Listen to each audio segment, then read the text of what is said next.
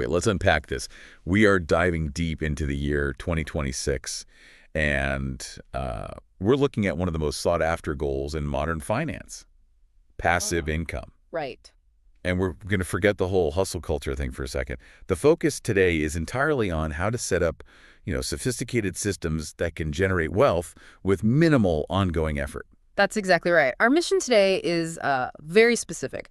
We're breaking down 15 powerful passive income ideas, and we're drawing deep insights from the sources you've pulled together. And we're going beyond just a list, right? Oh, way beyond the basics. We're going to get into the specific mechanics, the real importance of each income stream, and maybe most importantly, map out what it really takes to get started, the risks, the requirements, the realistic growth curves for someone starting out today. But for you, the learner, who wants to get this knowledge quickly but also thoroughly, we've kind of custom-tailored this dive. Yeah. We're not just listing concepts, we're categorizing them by what they actually demand from you. Does it need a ton of money up front? Is it a massive investment of your time and skill? Or is it one of those things that just needs patience? Exactly, or patience and stability. Right. This framework is so critical because it tells you where to focus your resources, which are, always limited. And the core insight, the thing we really want to establish right at the top here, and this gets overlooked so often, is that passive income, by its nature, it grows. It compounds over time. Right. Whether that's financial compounding or, say, audience compounding. It is not about getting rich overnight. It's about building assets now that contribute to your freedom, to your flexibility down the road. Yeah, that's the key. And crucially, the sheer variety of ideas we're going to cover confirms that you don't have to start with a huge pile of cash. Some of the most scalable options are really about skill, creativity, or just dedicated upfront time. Absolutely. So let's start where I think everyone should start. Section 1, the financial foundations. We're talking low effort and capital preservation here. We're focusing on leveraging the financial systems that are already out there. These are, by far, the easiest and safest methods where your money works for you without you having to build a product or deal with customers or manage a property. It's the lowest friction way to get started. It builds that foundational discipline you need for all the other stuff we're going to talk about. Exactly. So number 1 on our list, and it's certainly the simplest starting point for anyone, is the high yield savings account or an HYSA.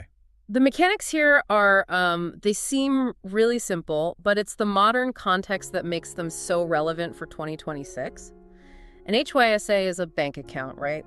But it's usually offered by an online-only bank. Oh, okay. And it pays you significantly higher interest. We're talking about the annual percentage yield, or APY. I think we need to dive into why they can offer those better rates. It's not magic, right? It's about their business model. Precisely. This is the nugget you have to get. Your traditional, brick-and-mortar bank has massive overhead. Right, the physical branches, the staff. Yeah, all of it. Maintenance, tellers, everything. Online banks, they avoid almost all of those costs. They operate leaner, so they can pass those savings on to you, the depositor, in the form of higher interest. And the money is just as safe because they're FDIC insured. Typically, yes, just as safe. But the return is just dramatically better than the, near 0% you get in a standard checking account. And the beauty of the passive element here is that it's completely automated. It's set it and forget it. Totally. You deposit the money, and it just grows daily. Okay. It compounds monthly. It requires zero effort from you. You're literally earning money while you sleep just because you picked a better place to park your cash. Now, here's the key insight for the learner, and the source makes this very clear. An HYSA will not make you rich. Right. But it is crucial for managing your liquidity. Before you take on bigger risks, like, say, real estate or creating a digital asset, you need a safe place for your emergency fund. Or for short-term savings goals. Exactly. And the interest rate they offer is tied to what the Federal Reserve is doing. So in times of high rates, HYSAs become these incredibly powerful, safe, passive income generators. They make sure your cash is at least keeping up with inflation or close to it. It's like the psychological starting block. It teaches you that your money can work for you. And it protects the cash you need to have on hand. It's a foundational concept. Okay, so moving on to our second foundation. It's a bit more complex, involves some market risk, but it's still purely financial. We're looking at dividend stocks. So this is moving into the stock market, but with a very specific focus. We're not talking about risky day trading. No, not at all. We're talking about buying shares of established, successful companies that actually choose to share a portion of their profits directly with you, the investor. And that shared profit, that's the dividend. Correct. And the income cycle is what makes it so appealing. It's stable, it's predictable. The money is typically paid out to shareholders every 3 months. A quarterly check. A quarterly cash flow. It functions almost like clockwork, which is what makes it a genuine passive stream. And that's the critical passive element, isn't it? Once you own the shares, that's it. The income is generated by the company's success. You don't have to trade or check prices constantly. Right. You're not trying to time the market. You become a passive, fractional owner of a business, and they send you your share of the profits. So what's the catch? What's the key requirement here? Discernment. This is where the deep dive really matters. A beginner shouldn't just go chasing the highest dividend yield they can find. Why not? That seems counterintuitive. Because a super high yield can often be a warning sign. It might mean the company is struggling and that dividend is about to be cut. It's unsustainable. Ah. So the actionable insight here is you need to look at something called the dividend payout ratio. That's the percentage of the company's profit that's being paid out as dividends. And what's a good number for that? Well, if a company is paying out, say, 90% of its earnings, that's risky. There's no room for error, no money left to reinvest in the business. You want to look for a ratio below 60%. That shows stability and room for growth. That is a fantastic technical nugget. It completely changes the question from how much are they paying to how safely are they paying it. Exactly. And we also advise focusing on companies called dividend aristocrats, or kings. These are the ones with long track records. Decades long. Aristocrats have raised their dividend for 25 consecutive years. Kings for 50. These are businesses that have proven they can thrive in any economic cycle. And for true passive acceleration. Look into DRAP's dividend reinvestment plans. They automatically use your dividend payout to buy more shares of the same stock, sometimes at a discount. So it's compounding on autopilot. Without you lifting a finger, it's a powerful snowball effect. So if HYSAs are your secure safety net, dividend stocks are the next step up, a way to leverage corporate profits for passive growth. Precisely.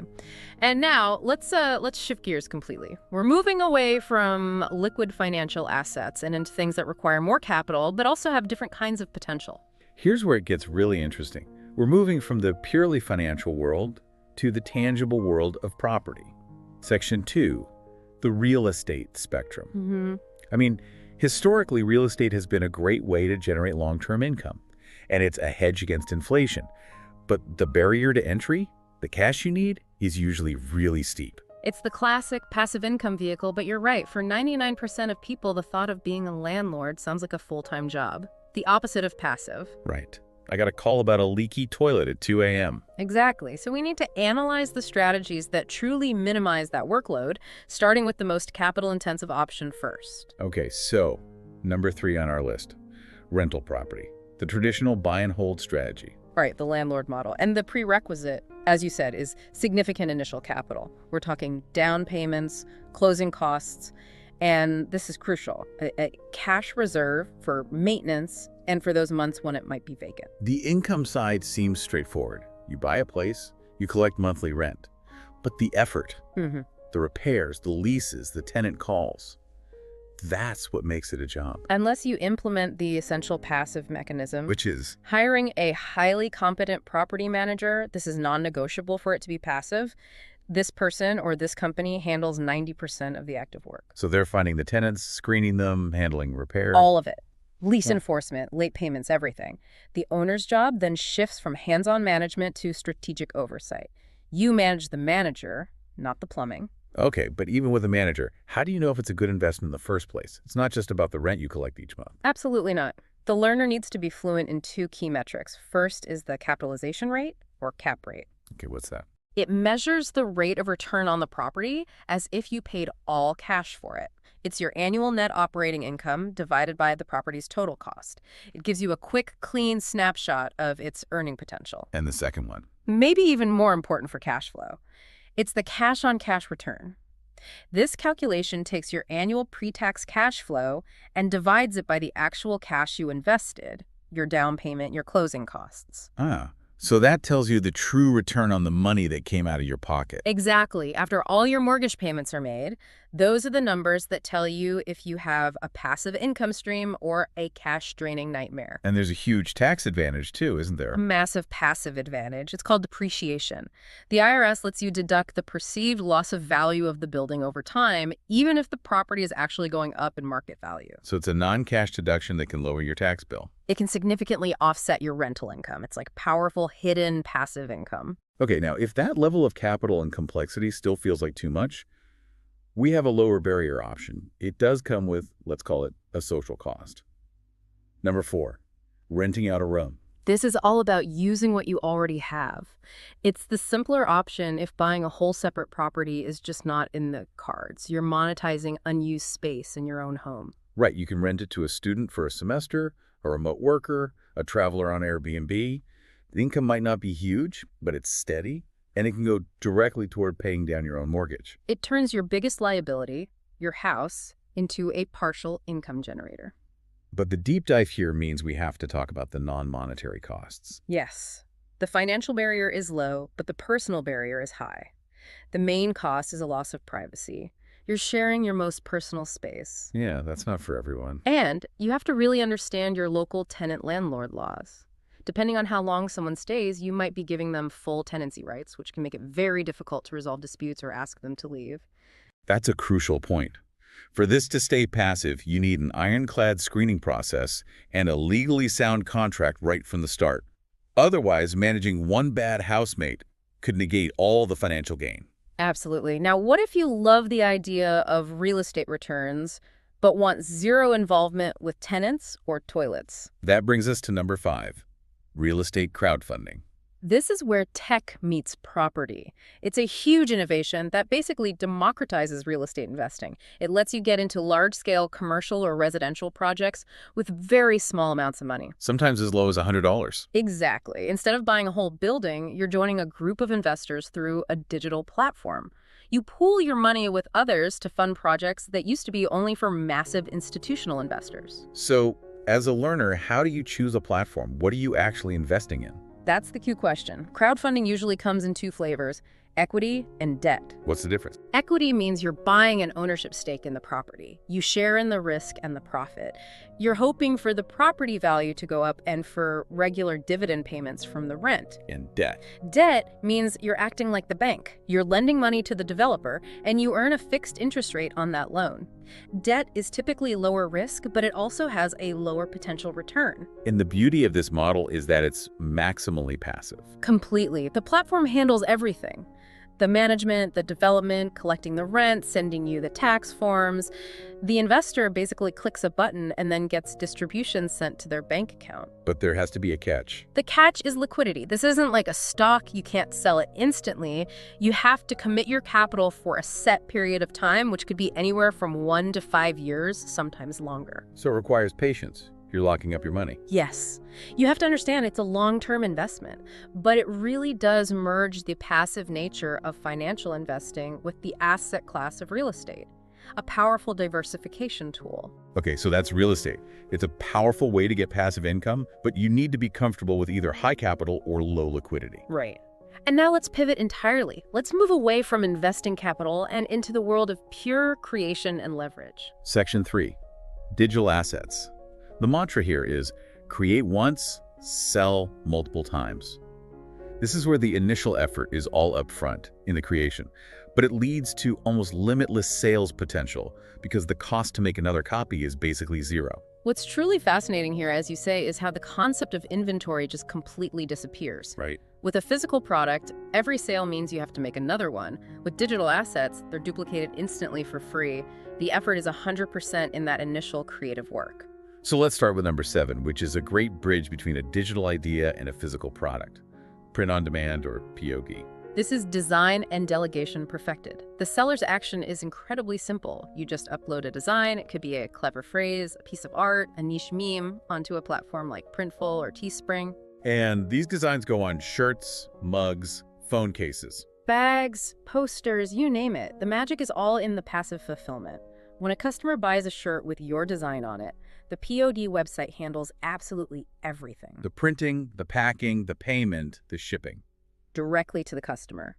Your profit is the retail price minus the production cost. You never have to hold any inventory, manage any shipping, or deal with returns. So your job just becomes market research and design. Exactly. Find a profitable niche, create cool designs, and drive some traffic to your store. It's e-commerce without the huge risk of buying 1,000 t-shirts up front that might not sell. Okay, if POD is a hybrid, then number 8, selling digital products, is like the pure play version of zero inventory passive income. This is the pinnacle. These are assets created once and sold forever. And what are we talking about here? We're talking about high-utility items that solve a specific problem. The sources list great examples: detailed ebooks, highly functional planners, and templates for things like Excel or Notion. Worksheets, guides. Right.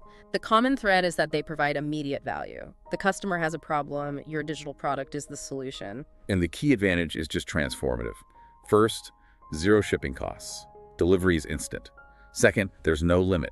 You can sell the same file 10,000 times, and your workload doesn't change after you've created it. To make this truly passive, though, you need an automated sales funnel. What does that look like? It usually means a dedicated landing page for the product. It's connected to a payment processor like Stripe, and most importantly, you're using email marketing automation. So the emails go out automatically. An email welcomes the customer, gives them the download link, maybe follows up later with a related offer all without you doing anything. That high leverage scalability is why the upfront work is so worth it. Okay, let's move on to number 12, which is a bit more technical, but maybe not as much as it used to be. Creating a mobile app or a simple tool using no-code solutions. This just highlights how accessible technology has become. I mean, 5 years ago, this was basically impossible for an average person. Now it's completely doable. Because of these no-code tools, like Bubble or Adelo. Exactly. They completely demolish the historical barrier to entry for software development. You don't need to be a programmer anymore to build a functional app. And we're not talking about building the next Facebook here.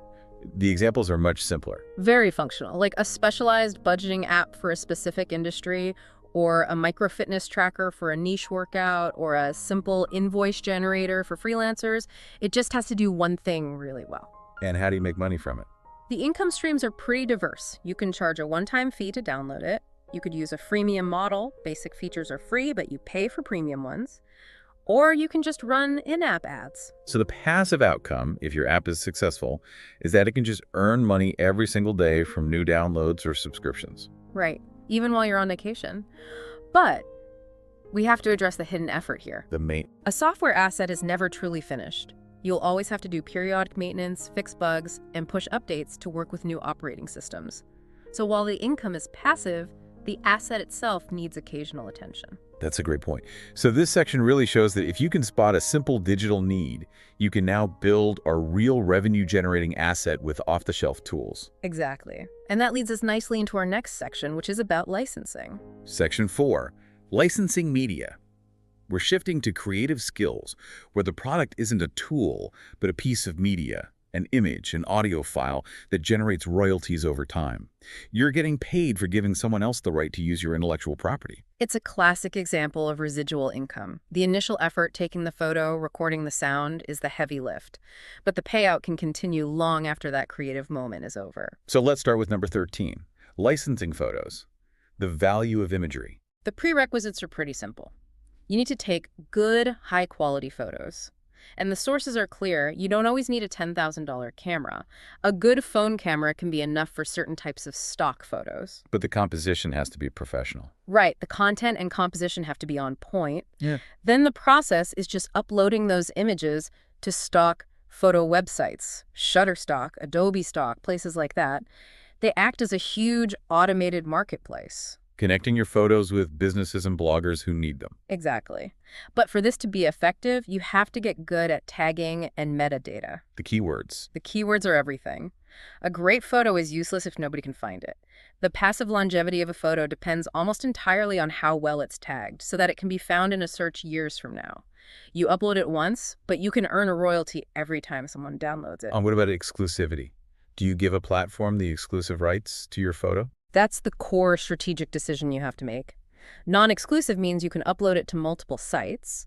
You'll get lower payouts per download, but you have the potential for massive volume. And exclusive. Exclusive often means higher commissions and better visibility on that one platform, but you're limiting your total market. For beginners, I'd say non-exclusive is usually the way to go. You can test the waters and see what content sells best. It's incredible to think that a really good, well-tagged photo of a niche concept could still be earning you $1 here and there 5 years from now. It's an amazing return on that initial moment of work. And the exact same mechanism applies to number 14, music or sound effects. It's all about audio royalties. So this works just like photo licensing, but for audio assets. We're talking music tracks, beats, background loops. Or even crucial sound effects, like a specific machine noise or a cinematic whoosh. And the target market for this is huge, right? Yeah. Driven by all the online video content. YouTubers, podcasters, indie filmmakers, businesses making ads.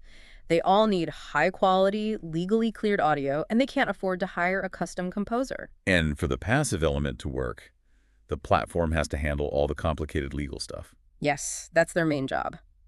The platform makes sure the user pays the license fee and gets the right to use the audio without getting a copyright strike on YouTube. And the scalability is the key here. It is. A single 30-second audio loop uploaded once could be licensed hundreds and hundreds of times. Yeah. The work shifts from constantly composing new music to building a big, high-quality library of diverse audio assets. These two licensing options really show how you can turn an artistic skill into an enduring residual income stream. Okay, so now we move into what is probably the heaviest lift, the biggest investment of time, of patience, and skill, but also potentially the most lucrative in the long run. Section 5, the content engine. And if we connect this to the bigger picture, this isn't about selling one product. This is about building an audience asset. An asset of massive trust and recurring traffic that you can then monetize in multiple ways at the same time. So, number 6 on the list, the behemoth, a YouTube channel. The requirement here is substantial. You need creativity, you need deep knowledge on a topic, and you need relentless consistency. You have to create videos that either educate, entertain, or solve a problem for a very specific group of people. And getting started is just painfully slow. It's so slow. The initial income trigger, it's a grind. You have to hit the monetization thresholds, 1,000 subscribers and 4,000 hours of watch time. This is where almost everyone quits. Patience is the currency. But once you cross that line, the passive mechanism, the ad revenue, finally kicks in. And the key is to focus on evergreen content. Yes. Videos that will still be relevant in 5 years, not just news or passing trends. A video you made 3 years ago explaining the basics of a skill becomes a perpetual traffic source. And that traffic drives passive ad revenue. And for longer videos, you need to use mid-roll ads. If you have a 20-minute video, you can place multiple ads in there, which significantly increases the earnings from that one asset. The channel can make money even if you take a month off. Okay, next up, number 9, online courses. This is teaching as an asset. This is about packaging your expertise into a high-value digital product. The requirement is that you have to know how to teach a skill effectively. And it can be almost anything, right? Anything with market value, advanced English, graphic design, cooking, business strategy. And the process is involved. Very involved. You have to record all the video lessons, create workbooks, quizzes, structure it all logically, and upload it to a platform like Teachable or Udemy. That's the massive, non-passive upfront work. But the passive longevity is huge. Immense. You earn money every time a student enrolls, potentially for years, because people are always looking to learn new skills. The one caveat, though, is customer support. Right. Students will have questions. To keep it truly passive, you need to build out an incredibly detailed FAQ, or maybe even hire a community manager. Otherwise, you'll spend all your time answering emails. A good course is basically a digital version of your life's expertise, letting you scale your teaching from one-on-one to one to thousands. And then we have number 11, blogging, building written authority. The prerequisites here are pretty clear. Yeah. Strong writing skills and the patience for the long game of SEO. Search engine optimization. A successful blog does not happen overnight. It relies on consistently publishing valuable content that earns trust from search engines like Google over time. It's a waiting game. A huge waiting game.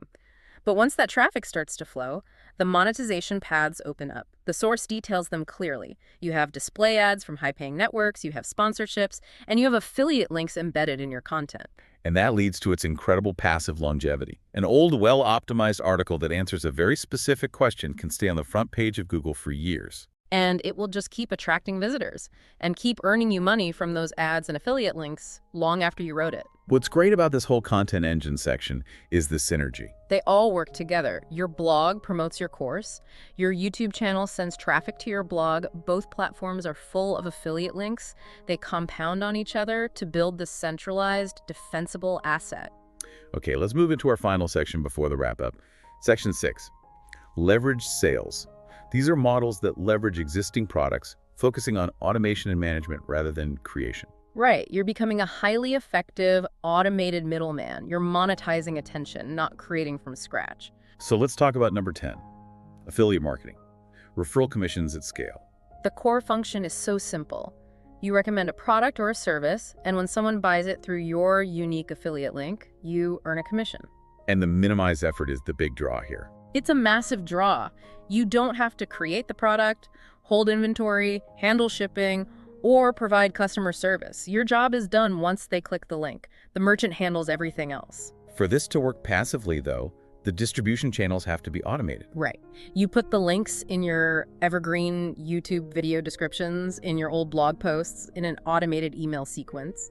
You also have to legally disclose that you're an affiliate, which is a key step. We should also probably touch on attribution models. Not all clicks are created equal. That's a great point. Some programs use first-click attribution, so the first affiliate who got the click gets the sale. Others use last click. You need to understand your program's rules to optimize your strategy. The income here really just grows as your audience and your traffic grows. It's simple to start, but it takes time to become substantial. Right. And our final item, number 15, is e-commerce with maximum delegation. Automated dropshipping. This one has, I think, the steepest learning curve. It really does. So first, the definition. Dropshipping is an online store where you, the seller, never handle the inventory. You're the brand, the storefront, the marketer. You are not the warehouse. The fulfillment process is key. A customer buys a product from your store, the order is automatically sent to your supplier, often overseas, and that supplier ships the product directly to the customer. And the automated part is what makes it passive. The source emphasizes you absolutely need automated tools to handle inventory updates, order processing, and even initial customer service messages with AI chatbots. Because without that automation, it's not passive at all. Without it, dropshipping becomes a grueling, active customer service job. You're just managing spreadsheets and emailing suppliers about delayed shipments all day. So what's the deep dive insight here for 2026? The critical challenge is managing risk. You have supply chain risks, you have incredibly competitive ad costs to acquire customers, and your profit margins can be very thin. The seller's passive role is really about managing the store's optimization and scaling the ad campaigns that work. It's high leverage, but it needs sophisticated oversight. So there you have it. Those are our 15 paths to passive income for 2026. A whole range of options, from a simple savings account to a fully automated storefront. It's a rich tapestry for sure, designed to fit different levels of resources and risk tolerance. Let's wrap this up with our outro. Let's do a quick review of the landscape we just covered. We basically covered the three main resource requirements. You either need capital, time, or skill. We started with the financial foundations, right? Maximizing security with HYSAs and compound growth with dividend aristocrats. Then we moved to the real estate spectrum. We explored everything from high capital traditional rentals, focusing on cap rate, to low capital crowdfunding where liquidity is the main trade-off. Then came the super scalable digital assets, where all the effort is up front. We had print on demand, high utility digital products, and simple no-code mobile apps. We also looked at how you can turn your artistic skill into residual income through licensing media, photos, and audio. And finally, the big ones. Yeah. The high-effort, high-reward content engine YouTube, online courses, and SEO blogging, and then the leverage sales models of affiliate marketing and automated dropshipping. And we just have to reiterate the final message from the sources. You do not need money to start all of these, but you have to choose wisely. Yeah. Success depends entirely on matching the idea to your life right now. If you have minimal cash, but you have skill and time, the content engine or digital products, that's your path. And if you have capital but no time, then the financial options or real estate crowdfunding are a much better fit. A far more suitable path. So the final guidance is just to choose one. Pick one idea that aligns with your resources and your lifestyle, and just begin small. Yes. Don't fall into the trap of trying to launch a blog and a dividend portfolio and an app all at the same time. Just focus. Focus your energy on creating that one single asset first. Get it working, make sure it's actually passive, and then you can move on to the next one. So what does this all mean? Well, it connects this whole pursuit of passive income to a much bigger idea, which is growing your personal freedom, growing your optionality. The real power isn't just in the money you earn today. It's the time you save tomorrow. It's the time saved tomorrow by having an asset that works for you. The ultimate goal isn't just financial wealth. It's about gaining back control over your most valuable, non-renewable resource, your time. By setting up these sophisticated systems that generate money whether you are working, traveling, or sleeping. That is the true return on investment.